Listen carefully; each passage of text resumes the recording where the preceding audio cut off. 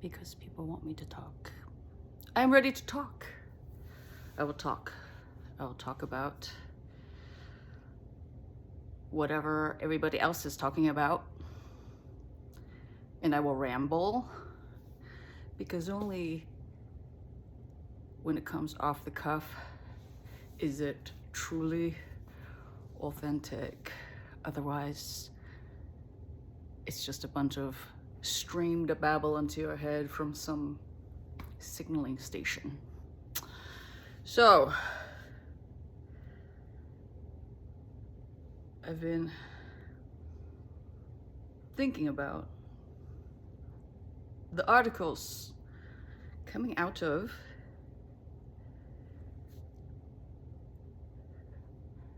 the ominous Journal of Neuropsychology and Clinical Neurosciences, okay? So let me just get this straight. You have Harvard researchers of medicine doing research on whether religious figures like Abraham, Moses, Jesus, and St. Paul, Saul of Tarsus, have neuropsychiatric issues resembling schizophrenia and bipolar disorders. Okay, so this particular article is titled "The Role of Psychotic Disorders in Religious History Considered." And they published this. And this is how far we've come in terms of human intelligence. If you are a rationalist, these figures are fictional. So you have tier 1 scientific publications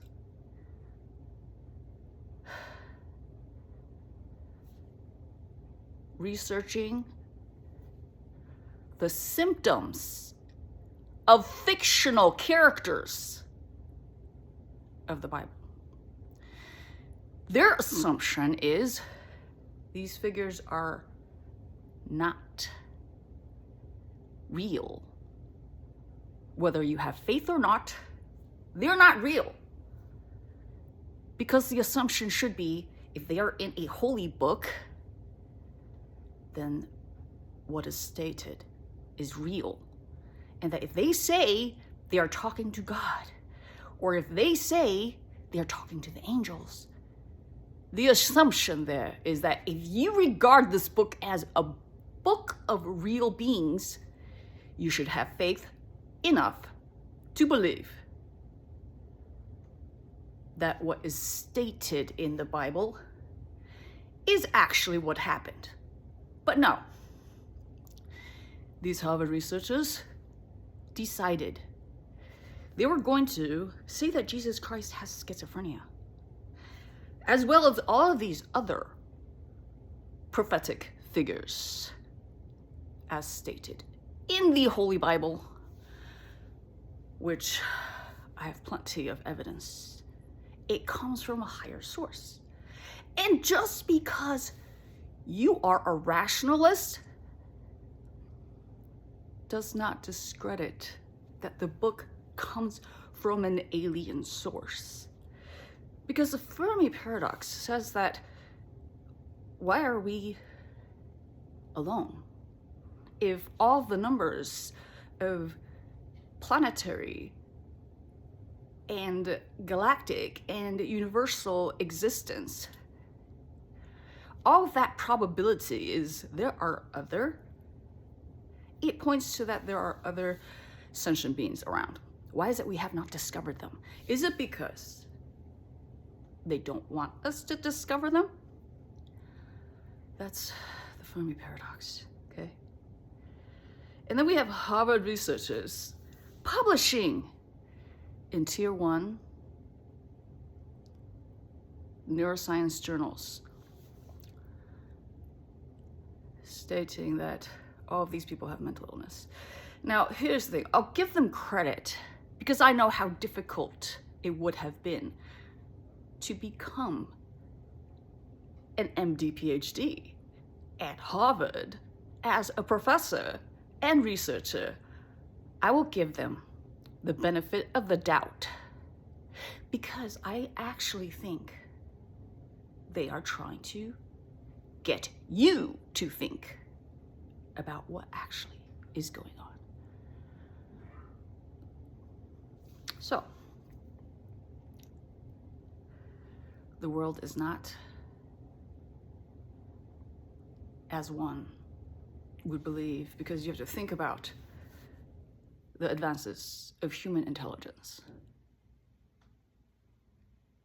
Just 500 years ago, forces led here in the United States, on United States soil, or back then just North American soil, they slaughtered a bunch of native people. That was their choice, despite having a religion with a commandment that says, thou shalt not kill. So, humans have not come very far. And yet, today, we judge others for the same or similar crimes. Okay, and we don't understand. Different populations and different civilizations have different timelines for advancement. And they are simply behind the times. So, why are we so quick to play the hypocrite and judge them so immediately? And these researchers, they don't think about the fact that just 1,000 years ago, human IQs weren't even 80. We have populations in Africa with average IQs of maybe 80 or 85, some below. We have not come very far, and we have a long ways to go. Why would they assume all of their fundamental belief systems are correct? Why is it just because one is a rationalist, one's belief system is not questionable? Why? At your IQs, why? Why would you think no one should question the rationalists? And furthermore, people don't see what is written in the scriptures because they are not reading properly. And one could argue, well, it was translated from ancient texts. Sure, but the translation into English that was appropriate was sometime in the 1400s, 1500s in England into English. And then English became the universal language of this globe. You don't need faith to know that's a fact. And perhaps an alien power of the heavens did so and planned to do so. So the rationalists think the book did not come from a rational source and cannot be explained by science. However, the way, manner, the Bible was written clearly exemplifies the ability to describe things in such a way that far in the future, science would explain. Point one. Adam is made of dirt. What else can you tell people thousands of years ago when there was no periodic table? What can you say other than it's made of the earth? We are certainly made of carbon-based elements, the earth, okay? God some governor of some dimension, governor of the dimension, is making bioengineering. Well, that word did not exist in biblical times, nor would humans have had the cognitive wherewithal to understand it. And yet, those who wrote the Bible, who it actually originated from in space, managed to say, Eve is made out of Adam's rib. Ribonucleic acid, rib. Why not any other part of the body? Rib. And all of this genealogy in the Bible speaks to the importance of genetics, which was not a concept thousands of years ago in biblical times. Pages and pages of very boring stuff to get through. Genealogy. And we can talk about the advent of the neuralase, brain chipsets, and interfaces with computing. We're not talking about just computers, but computer systems on networks. Think on this.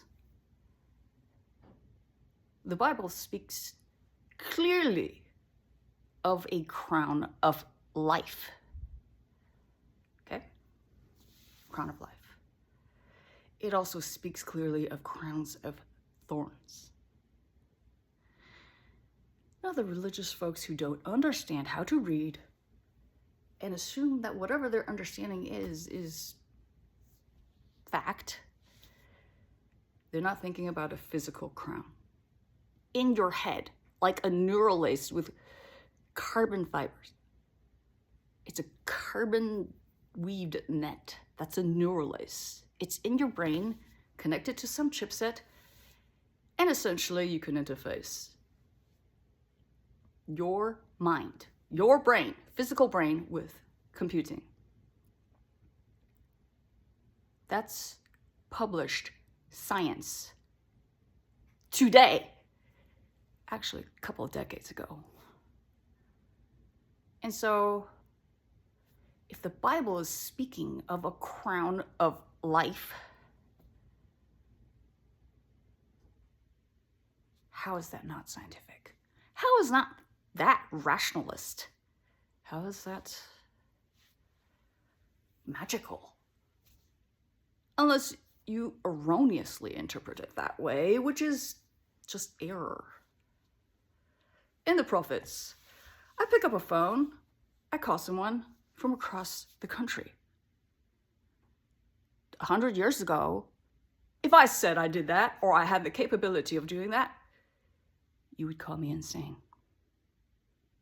Technology, for our human advances, exists for the aliens who wrote the Bible eons and eons and eons ago, because we're created by them. So if you want to be a rationalist, you would have to defeat Fermi. You would have to explain why it is that in this vast expanse of all space and time, we are the only ones around, which is obviously not true, because the Bible says there are fallen angels. What are angels but things in space? Aliens.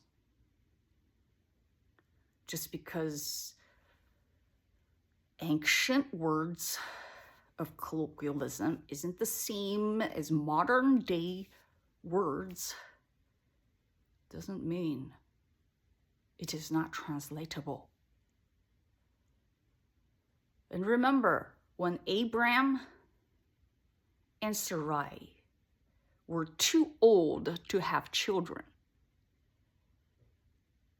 God said, I will make a covenant with you to seed another nation. That's your crown of life, a life extension. So we can't reconcile brain chipset technology of the ancient times when they called it magic, and scientific phenomenon today we just explain as science, then your IQ is not very high. It's a very simple thing.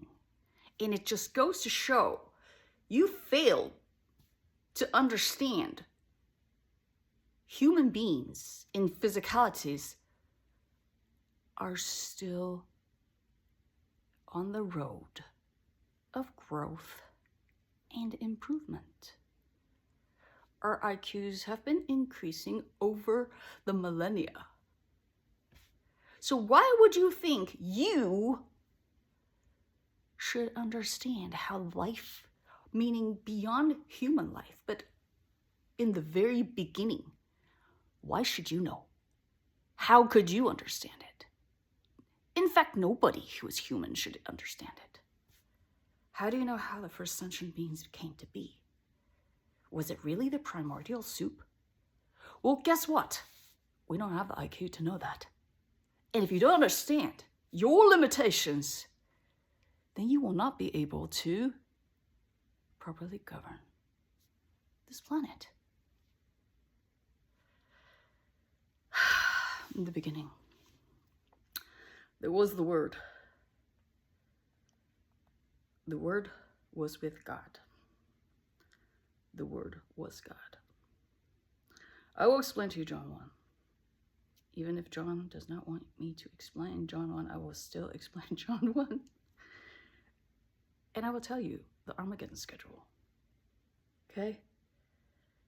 John 1 speaks of heavenly ranks. I can never remember right after that. My mind just goes blank. Okay, it says,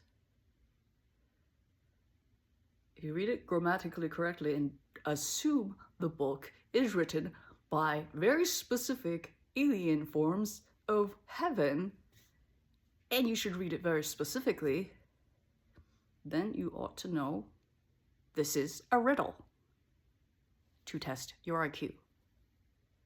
In the beginning was the Word was with God, and the Word was God. The same was in the beginning with God. The same is a trick. You'd think, oh, that must have been the error. The same was just one of the word or something of that sort, okay? But that would make this redundant. And why would a holy text be redundant? It says the same was in the beginning with God. All things were made by him, and without him was not anything made that was made. He created things that were made. Made. So, are there things that are not made? Possibly. We don't know. Our IQs are not high enough. But this shows the hierarchy. Why would a holy book, or even a book of alien origin, be redundant in its words? Word, God, the same. Those are heavenly entities of rank. If the Word was God, the Word is older and greater than God. The same was in the beginning with God. They were all there in the beginning of the creation of, relevantly, this planet where humans live. Okay? All things were made by him. The same is the creator. But God is not the creator. And if you go to Matthew 17, was it 17, 18? I can never remember. I'll look it up. See how honest I am?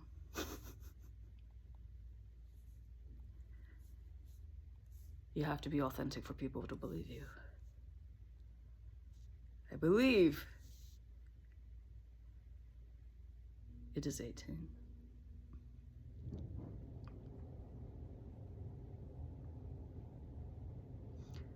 where Jesus Christ was asked, who is the greatest in the kingdom of heaven?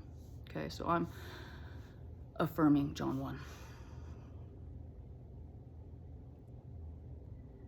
And if those who are the original authors up there did not want you to develop cognitive facilities to question what has happened, what's in the Bible, then they would have just had one testimony about Jesus Christ, not all these different perspectives. Think about it. They expected humanity to improve in its mental facilities. Okay, another trick of words here. They hide the same entity. Who is the greatest in the kingdom of heaven? Matthew 18. Okay, he says, verily I say unto you, except ye be converted and become as little children, ye shall not enter into the kingdom of heaven. Whosoever therefore shall humble himself as this little child, the same is greatest in the kingdom of heaven. You're thinking, okay, well, you know what? And this will be a little bit more extended of a logical argument. Jesus Christ is a man of light. If somebody asks him a question with certain intentions, he will answer it with certain intentions. Okay? The intention of the question is literally, who is the highest ranking entity of the kingdom of heaven? Obviously, little children are not. Okay? Not as you consider little children. So if he were to have meant just to poo-poo that question away in a way, like, oh yeah, it's just, if you're going to be a humble person, if you're going to be humble like little children, you will become, no, that's just the hiding of this great rank called the same, because he does answer the question. The answer is the same. The same is greatest in the kingdom of heaven. Otherwise he would not have answered the question at all. He understood the intent of the question. He answered it in two ways. That those who are humble and the same. So, it is not just there that the same appears. Now I have to go through the Revelation 20.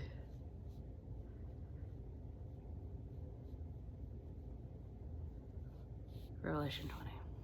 Okay. Revelation 20 is where it's actually quite complicated.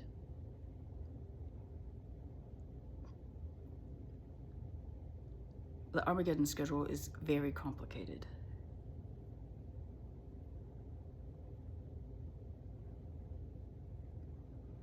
It starts with 1,000 years. Okay, here it is.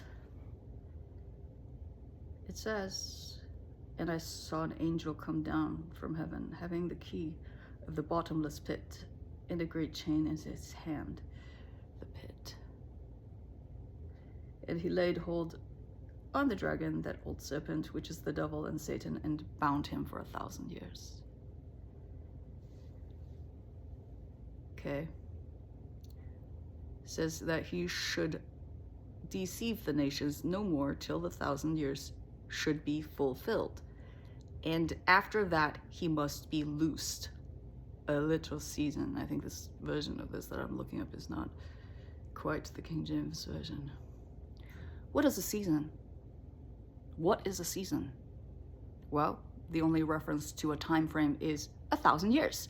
So then, by logic, you should deduce the season is 1,000 years.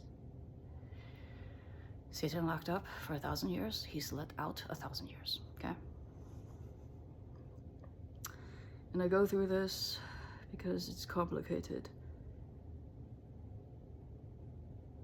I go through this many, many times, and every time I'm just like, my head is just like, and so yeah, I don't blame people for not getting this. It's just like, you know, I fast on Fridays for 24 hours. I fasted that way for months, and then this came to me. Does that make me schizophrenic? No. I don't think so, but maybe the Harvard researchers will. This came to me, nobody told me. I just woke up one day and said, oh, you know what, let me read this. Does that make me schizophrenic? Or hyper-religious?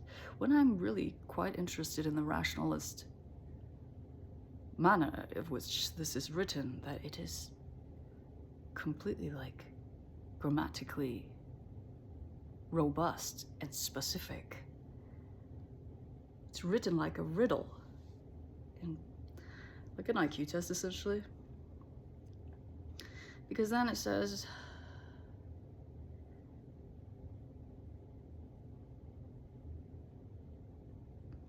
someone lived and reigned with Christ 1,000 years. That must be the third 1,000 years. But the rest of the dead lived not again until 1,000 years were finished. This is the first resurrection. I get this really, really wrong all the time. But essentially it's alternating. So it's a planned type of environment where Satan's locked up for 1,000 years, then he's let loose a little, and then Jesus Christ comes, and then he's loosed. Okay, 4,000 years. It's also a little scary because it says that those who are martyred in Jesus Christ's name, they have to wait 1,000 years to be reborn, essentially. And that those who did not, who just died, 2,000 years. And I don't think people like that. But if you read it very specifically, Revelation, the beginning of Revelation 20, it's very clear. Except it's very difficult. It's clear, but it's difficult. Because you have to read it assuming a repetition means actually the next step, the next season. And because it says, and when the 1,000 years are expired, Satan shall be loosed out of his prison and shall go out to deceive the nations which are in the four quarters of the earth. Okay.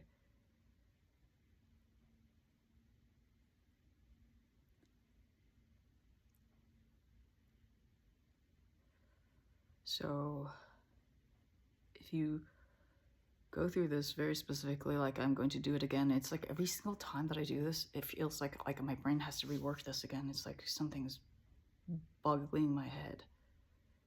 But I find the grammar in this quite intriguing. Because if you think about it, right, the first 1,000 years would be like year 0 through 999, okay? And then I find that I question why it rained for 40 days and 40 nights. 40. Okay, why 40 days and 40 nights? Well, first of all, that's the same number, 40 and then 40. So it's the same action, not God, not the word. It's the action of the same. 40 days and 40 nights. It rained. And it's also my hypothesized year of Armageddon because it's right about 40. It's right about 4,000 years. 40 would have been 4,000 years. However, I'm still looking for why there's a decade of gap. Theoretically, it makes sense, right? Some sort of gap, but I can't find in the Bible the text that specifically says there ought to be a 10-year gap between the 1,000 years, okay? I can't find that. Nobody's telling me. And so I can only hypothesize that Armageddon is 4040. So if you take my hypothesis seriously from just a grammatical reading of the scriptures, then from year 0 to 999 would be the first millennium when Satan is put in the quote bottomless pit. Then if you wait 10 more years, and there's a gap, the next millennium starts in 1010, which again is the number of the same, because it's the same number, 1010, and then 2020. So when Bill Gates and Microsoft and all of the technologists were freaking out about like, oh, Y2K. No, it was not Y2K. What happened was 2020 when we had COVID. Okay, 2020. But I had some strange thing where I wrote that 2020 was when something bad was going to happen. I'd written that on a piece of paper. Does that make me schizophrenic? I don't know. It's ridiculous, honestly. So, people back then, the prophets had neural laces, they had brain chipsets. That's how the transmissions occurred. It's just technology before technology, and you want to say that it didn't happen before, and it's just like, well, I have no proof. Neither do you. So we're at a stalemate. You see. It's a stalemate at best. And in terms of logic, it's a stalemate. I have no proof. You have no proof. I have no proof, kind of, unless you believe in the scriptures where Abraham and Sarai became Abraham and Sarah through a life extension given to them by a crown of life. I have no proof other than that, you know, this is what was said in the scriptures. I have no proof other than that the crown of life is a technology that can extend life and that can make people young. I have no proof other than what's said in the scripture, and that the second proof is that is one of logic, that if you believe in a higher power, the higher power is greater than you. And so you can make neural laces, brain chipsets, then whatever is a higher power ought to have been able to do so eons ago. Okay, that's an argument of logic, rationalist argument, but that's that, you know. Next, 3030, then Armageddon would be 4040. Which kind of makes sense if you think about the cleverness of the book. Here's the other thing that has been weighing on my mind tremendously, and I'll explain to you why. And nobody takes heed of this, strangely. It's very scary. Because there's no hoopla. There's no hoopla about Matthew 24 by any of the religious organizations. And it literally says that half of the world's population is going to die. And nobody noticed because they're not reading grammatically, specifically, or carefully. And this is what I'm concerned about right now. Because here's Matthew 24:3. And as he sat upon the Mount of Olives, the disciples came unto him privately, saying, Tell us, when shall these things be?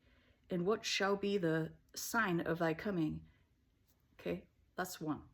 If you read it grammatically correctly, it's, and what shall be the sign of thy coming? Okay, 2, and of the end of the world. You could either combine those, meaning they think that he's going to come at the end of the world, or he's going to come and then he will be there again at the end of the world. Okay? Jesus answers, Take heed that no man deceive you. For many shall come in my name, saying, I am Christ, and shall deceive many. And ye shall hear of wars and rumors of wars. See that ye be not troubled, for all these things must come to pass. But the end is not yet. He's saying all this is going to happen before the end. Okay?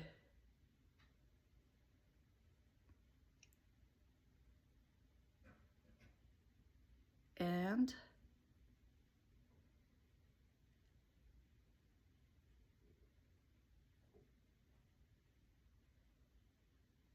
just reading really quickly. Wherefore, if they shall say unto you, behold, he is in the desert, go not forth. Behold, he is in the secret chambers, believe it not. He's saying he's not in the desert or the deep state or any type of secret chambers. He's not in the Middle East. The desert is the Middle East.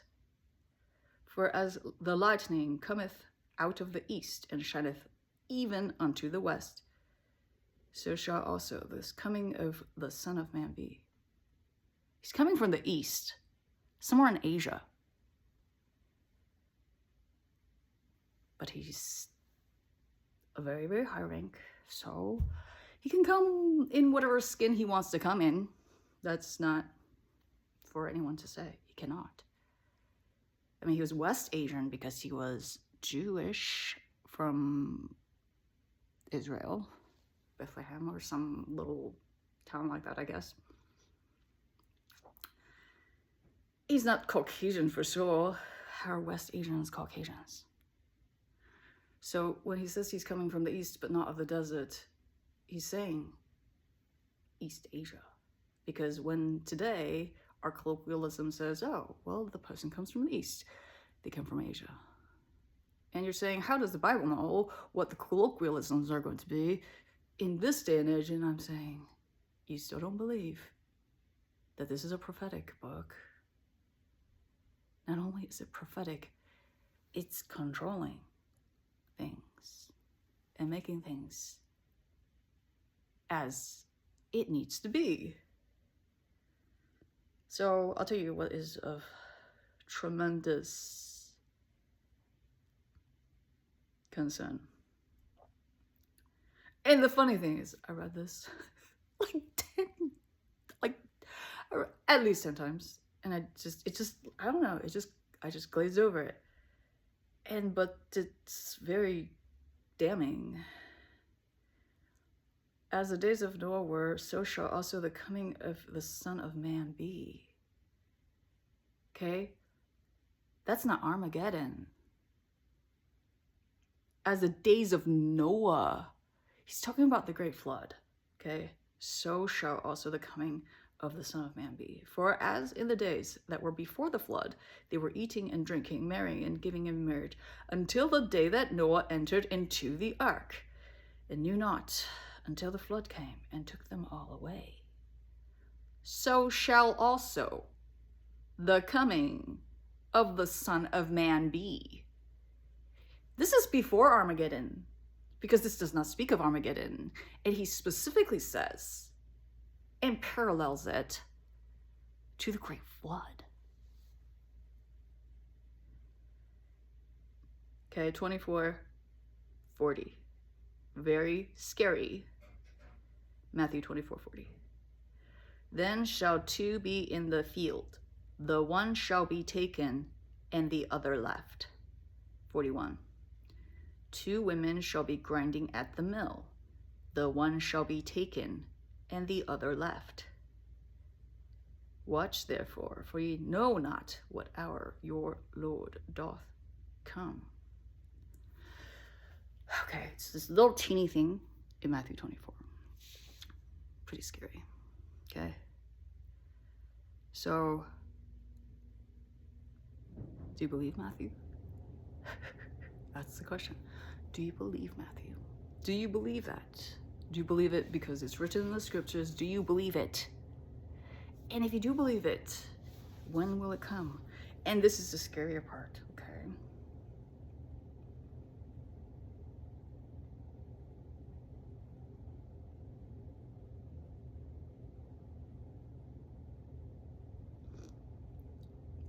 And before that, okay, so 32 says, now learn a parable of the fig tree, when his branch is yet tender and putteth forth leaves. Yea, know that summer is nigh. Now learn a parable of the fig tree. What is a fig? A fig is a flowerless fruit. It just does not flower as normal fruits and flowers. Okay, so what does that mean? It actually says, Matthew 24:32, now learn a parable of the fig tree.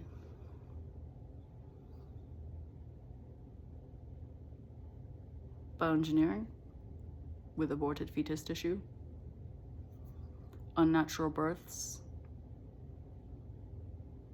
these things. Unnatural births, things that don't flower properly. But why? Okay. We'll go back to 30, which is even more scary. And then shall appear the sign of the Son of God, Son of Man in heaven. And then shall all the tribes of earth mourn. Why tribes? Tribes. The tribes will mourn. Why?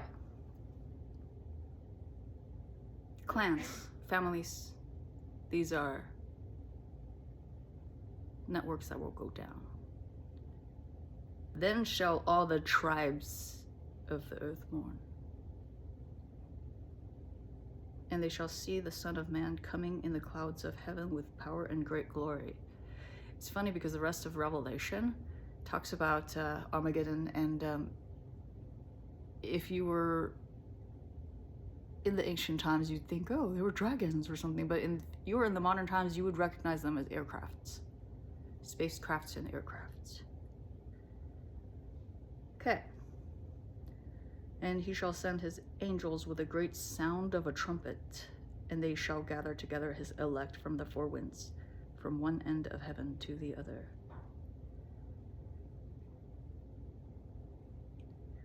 So likewise, yea, when ye shall see all these things, know that it is near, even at the doors. So this is not Armageddon, this is a cleanup before Armageddon that Matthew 24 speaks of. And I'm very concerned.